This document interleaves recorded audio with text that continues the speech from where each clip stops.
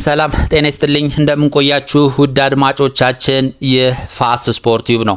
ቼልሲን የተመለከቱ ወቅታዊና አዳዲስ መረጃዎችን አጠራ አድርጌ ያቀርብላችኋለሁ። እስከ መጨረሻው አብራችሁን ቆዩ። ጆ ፔድሮን በተመለከተ ዜና እንጀምር። የቼልሲ የፊት መስመር ተጫዋች ብራዚላዊው ጆ ፔድሮ የማርች ወር የቼልሲ ምርጥ ተጫዋች ተብሎ ተመርጧል። ጆ ፔድሮ ለሁለት ተከታታይ ወራት ነው የቼልሲ ምርጡ ተጫዋች ተብሎ የተመረጠው። ባለፈው ወር እንደዚሁ የቼልሲ የፌብሩዋሪ የወሩ ምርጥ ተጫዋች ክብርን ማሳካቱ ይታወቃል። አሁንም በቼልሲ ቤት እንግዲህ የማርች ወር የወሩ ምርጥ ተጫዋች በሚል በድጋሚ ሊመረጥ ችሏል። ጆ ፔድሮ 83% በማግኘት ነው የቼልሲ የወሩ ምርጥ ተጫዋች ተብሎ የተመረጠው። ጆ ፔድሮ በዚህ ወር በማርች ወር ብቻ ለቼልሲ 4 ጎሎችን ከመረብ ላይ ማሳረፍ ችሏል። እንደዚሁም አንድ ኳስ ለጎል አመቻችቶ ማቀበል ችሏል። በዚህም በ5 የጎል እድሎች ላይ በመሳተፍ የቼልሲ የወሩ ምርጥ ተጫዋች ክብርን አሸንፏል። ከሱ በተጨማሪ ኢንዞ ፈርናንዴዝ ሁለተኛ ደረጃን ሲያገኝ እንደዚሁም ሌላው የመስመር ተጫዋች አሌሃንድሮ ጋርናቾ ሶስተኛ በመሆን አጠናቋል። ስለዚህ በአጠቃላይ በዚህ የማርች ወር የቼልሲ ምርጥ ተጫዋችነትን ከ1 እስከ 3 ያሳኩ ተጫዋቾች ጆ ፔድሮ በአንደኝነት 83% አግኝቶ ሲያሳካ፣ በሁለተኛነት ኢንዞ ፈርናንዴዝ፣ በሶስተኛነት አሌሃንድሮ ጋርናቾ በመሆን የወሩን ከ1 እስከ 3 ምርጥ ተጫዋችነትን ተጎናጽፈዋል።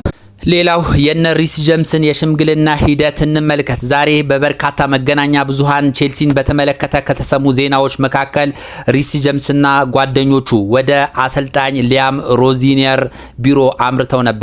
ወደ ቢሮ ያመሩበት ዋነኛ ምክንያት ኢንዞ ፈርናንዴዝን በተመለከተ ነበረ። እንደምናውቀው ኢንዞ ፈርናንዴዝ የሁለት ጨዋታ ቅጣት እንደተጣለበት ይታወቃል። ቼልሲ ባለፈው ሳምንት በኤፍኤ ካፕ ባደረገው ጨዋታ ላይ ኢንዞ ፈርናንዴዝ ያንን ጨዋታ በቅጣት አልተሰለፈም ነበር። ነገር ግን አሁን ቀጣይ ቼልሲ ከማንቸስተር ሲቲ በሚያደርገው ወሳኝ ፍልሚያ ላይ መሰለፍ አለበት በሚል ሪስ ጀምስና ባልደረቦቹ አሰልጣኝ ሊያም ሮዚነር ቢሮ በመገኘት ለአሰልጣኝ ሊያም ሮዚነር ጥያቄ አቅርበውላቸዋል። ኢንዞ ፈርናንዴዝ በእሁዱ ጨዋታ መሰለፍ አለበት። የሱ መሰለፍ ቼልሲ ይህን በ3 ነጥብ አግኝቶ እንዲወጣ ወሳኝ የሆነ ሚና ይጫወታል። ስለዚህ ቅጣቱ ተነስቶለት ከማንቸስተር ሲቲ ጋር በሚደረገው ወሳኝ ፍልሚያ ላይ ሊሰለፍ ይገባል በሚል እንግዲህ ሪስ ጀምስና ጓደኞቹ ለአሰልጣኝ ሊያም ሮዚነር በቢሮአቸው በመገኘት ቀጥታ ጥያቄ አቅርበውላቸዋል። አሰልጣኝ ሊያም ሮዚነርም ጉዳዩን በመመልከት ከበላይ አካሎች ጋር ተወያይቼ ውጤቱን አሳውቃቸዋለሁ ሲል መልስ ሰጥቷቸዋል። እንግዲህ ኢንዞ ፈርናንዴዝ የቼልሲ ወሳኝ ተጫዋች እንደሆነ ይታወቃል። ለማንቸስተር ሲቲው ጨዋታ እጅግ ያስፈልጋል በሚል ነው እንግዲህ እነ ሪስ ጀምስና ባልደረቦቹ ቀጥታ እንግዲህ ወደ ሊያም ሮዚነር ቢሮ በመሄድ ሽምግልና የሚመስል መልኩ ወይም ደግሞ ይቅርታ አድርጋችሁለት በጨዋታው ላይ ሊሰለፍ ይገባል በሚል ሀሳባቸውን አቅርበዋል። ሊያም ሮዚነርም ጥያቄያቸውን ወዲያው አልመለሱም። ከቼልሲ የበላይ አካላት ጋር ተነጋግሬ የምወስነው ይሆናል በማለት እነ ሪስ ጀምስን ሸኝቷቸዋል።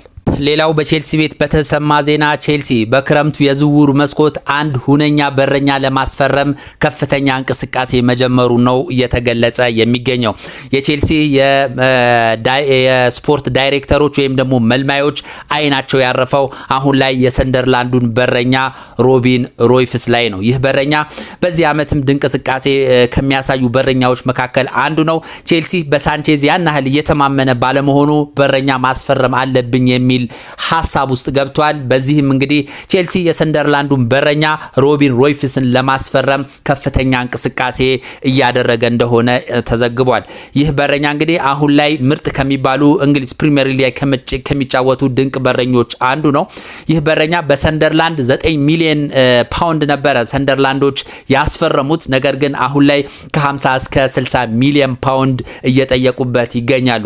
ቼልሲ ይህን ያህል መጠን ያለው ብር ይከፍላል ተብሎ ባይጠበቅም ነገር ግን ከሰንደርላንድ ባለስልጣናት ጋር በመስማማት ከዛ ባነሰው ዋጋ ከ40 እስከ 50 ባለው ዋጋ ወደ ስታንፎርድ ብሪጅ ለማምጣት እንቅስቃሴ መጀመራቸው ነው አሁን ላይ እየተሰማ የሚገኘው።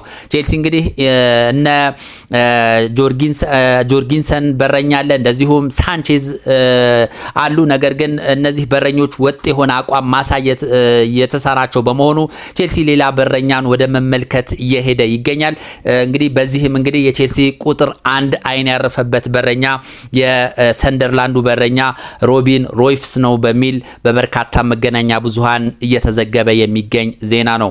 ወደ ሌላኛው ዘገባ ስንሸጋገር የቼልሲ ወሳኝ የመሃል ሜዳ ሞተር ተጫዋች ሞሰስ ካይሴዶ በቀጣይ ቼልሲ ከማንቸስተር ሲቲ ጋር በሚያደርገው ወሳኝ የፕሪሚየር ሊግ ፍልሚያ ላይ በአምበልነት ቡድኑን እየመራ ወደ ሜዳ እንደሚገባ ተረጋግጧል። ኢንዞ ፈርናንዴዝ በደረሰበት የሁለት ጨዋታ ቅጣት ምክንያት ከምክትል አምበልነቱ መሰናበቱን ተከትሎ እንደዚሁም ሪሲ ጀምስ አሁን ላይ ጉዳት ላይ በመሆኑ የምክትል አምበልነትን ቦታ የተረከበው ሞሰስ ካይሴዶ ነው። በዚህም እንግዲህ ለመጀመሪያ ጊዜ ቼልሲ ከማንቸስተር ሲቲ በሚያደርገው ወሳኝ ፍልሚያ ላይ ሞሰስ ካይሴዶ በአምበልነት ወይም ቡድኑን እየመራ ወደ ሜዳ ይገባል ተብሎ ይጠበቃል።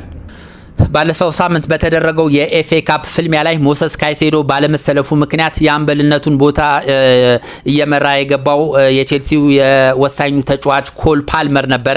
ነገር ግን አሁን ሞሰስ ካይሴዶ ከማንቸስተር ሲቲ ጋር በሚደረግ ወሳኝ ፍልሚያ ላይ ቋሚ ተሰላፊ ሆኖ የሚገባ በመሆኑ የአምበልነቱን ቦታ ከፓልመር ይረከባል ተብሎ ይጠበቃል። ፓልመር እንግዲህ በጊዜው የአምበልነት ባጁን አላውልቅም ማለቱ ይታወሳል። በዚህም እንግዲህ ቦታው ይገባኛል፣ የአምበልነት ቦታ ሊሰጠኝ ይገባል የሚል መልእክት ለማስተላለፍ ነው እስከ መጨረሻው እጁ ላይ አስሮ እንደዚሁም ኮቱ ላይ አስሮ የነበረው የሚል መላምቶች እየተሰነዘሩ ይገኛሉ። ነገር ግን ያ አልሆነም። ሞሰስ ካይሴዶ ቼልሲን እየመራ በአምበልነት እየመራ ማለት ነው ወደ ሜዳ እንደሚገባ ተረጋግጧል። ሌላው በቼልሲ ቤት በተሰማ ሌላኛው ዜና የቼልሲ ባለሀብቶች ወጣቶችን ከማስፈረም ይልቅ ልምድ ያላቸውን ተጫዋቾች ወደ ማስፈረም ሊያዘነብሉ እንደሚችሉ እየተዘገበ ይገኛል። የቼልሲ ባለሀብቶች አብዛኛውን ጊዜ ወጣትና ልምድ የሌላቸውን ተጫዋቾች ወደ ቼልሲ በማምጣት ልምድ እንዲያገኙ በማድረግ ከዛ የሚያሳዩትን ብቃት ተመልክተው እንደዚሁም ወደ ለሌላ ክለብ በመሸጥ ከፍተኛ ትርፍ ለማግኘት አቅደው እየተንቀሳቀሱ ነው በሚል በሰፊው ይታማሉ። ነገር ግን አሁን ላይ ከፍተኛ ተቃውሞ እየበዛባቸው በመሆኑ በዚህ በክረምቱ የዝውውር መስኮት ልምድ ያላቸው ተጫዋቾችን ለማስፈረም እንቅስቃሴ እንደሚያደርጉ ተዘግቧል። በዚህም እንግዲህ አንድ ልምድ ያለው ተከላካይ፣ አንድ መሃል ላይ ልምድ ያለው ተጫዋች እንደዚሁም አንድ ልምድ ያለው የመስመር ተጫዋች ለማስፈረም ፍላጎት እንዳላቸው ነው እየተገለጸ የሚገኘው። በዚህም ልምድ ያላቸውና ከፍተኛ በጀት በመመደብ ከፍተኛ ወጪ ሊያወጡ የሚችሉ ወሳኝ ኮከቦችን በክረምቱ የዝውውር መስኮት ወደ ቼልሲ ሊያመጡ የሚችሉበት እድል እንዳለ አሁን ላይ እየተዘገበ ይገኛል። እንግዲህ ወጣቶችን ብቻ ነው የሚያስፈሩት በሚል ከፍተኛ ተቃውሞ የደረሰባቸው የቼልሲ ባለሀብቶች አሁን ፊታቸውን ልምድ ወዳላቸው ተጫዋቾች በማዞር ቼልሲን የሚጠቅሙና ለቼልሲ ዋንጫ ሊያመጡ ይችላሉ ብለው ያስቧቸውን ተጫዋቾች ወደ ስታንፎርድ ብሪጅ ለማምጣት እንቅስቃሴ ያደርጋሉ ተብሎ ይጠበቃል ሲሉ መገናኛ ብዙሃን እየዘገቡ ይገኛሉ። እንግዲህ ቼልሲን በተመለከተ የተሰሙ ዋና ዋና መረጃዎች እነዚህ ናቸው። ስለነበረን ቆይታ እጅግ አድርጌ አመሰግናለሁ። መልካም ጊዜ